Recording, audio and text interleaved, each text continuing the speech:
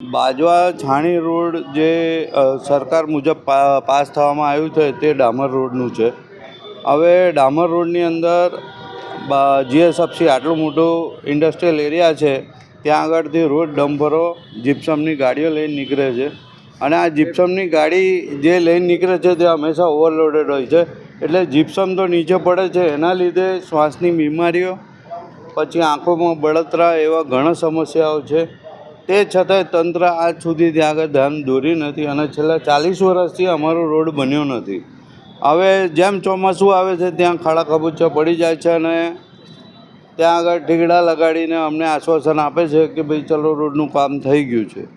તો આજ સાહેબ અમે આવેદનપત્ર કલેક્ટરશ્રીને આપે છે કે ભાઈ જે રોડ અમારો પાસ થાય તે આરસીસી રોડ બનાવવામાં આવે. અમે આ આવેદનપત્ર પણ આપેલું છે અને મૌખિક પણ રજૂઆત કરી, તે છતાંય પણ આ લોકોએ આજ સુધી કોઈ કાન દોર્યું નથી. અને મને એવું લાગે છે કે ભાઈ અમે વિકાસના નામે અમે વંચિત રહી ગયા છે.